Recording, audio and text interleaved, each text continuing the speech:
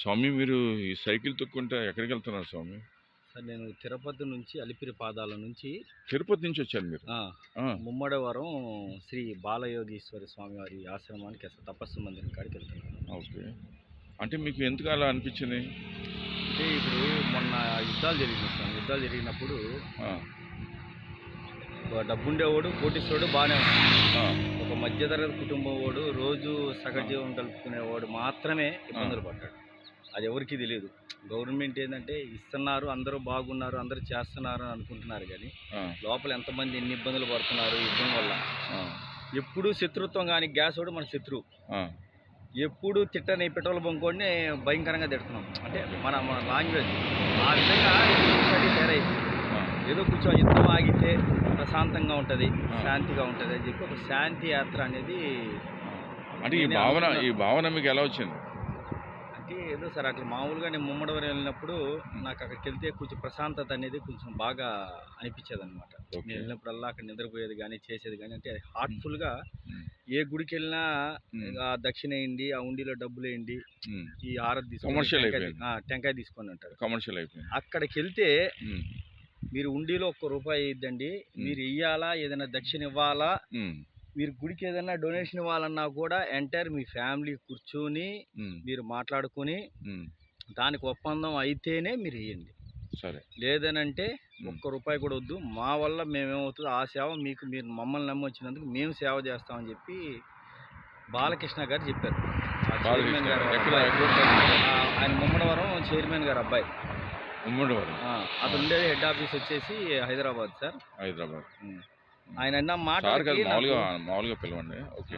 ఇప్పుడు నేను ఇటువరకు చిలుకూరు బాలాజీకి వెళ్ళేవాడిని. అక్కడ కూడా అంతే, అక్కడ ఉండీలు లేవు.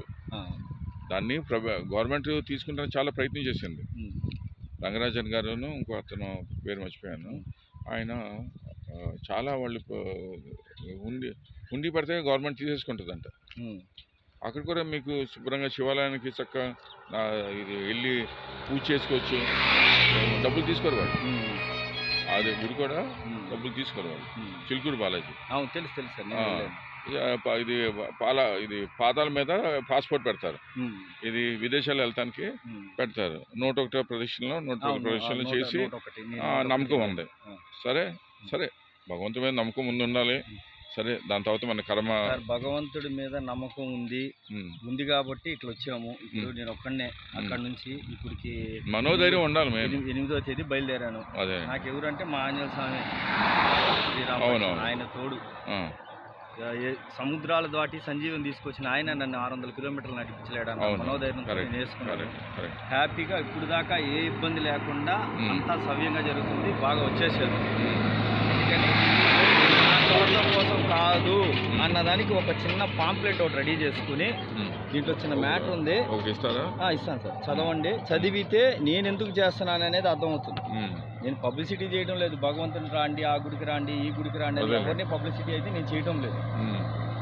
నాకు నచ్చింది నేను వెళ్తున్నాను. అందరూ బాగుండాలా, అందరితో సమానంగా మనం కూడా బాగుండాలి అన్న ఆలోచనతోనే యాత్ర స్టార్ట్ చేశాను. ఇంకొక 2 రోజుల్లో నేను విజయాన్ని సాధిస్తానని అనుకుంటున్నాను.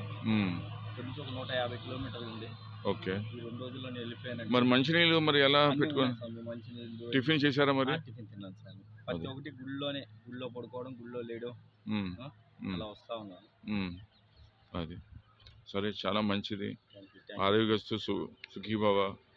ఓకే, మీ కుటుంబం అందరూ మరి నాకు తెలియదు, మీ అంతా సర్వ సంతోషంగా కలకల ఆడుతూ 100 సంవత్సరాలు ఆనందస్తు, ఆరోగ్యస్తు, సుఖీ. సరే.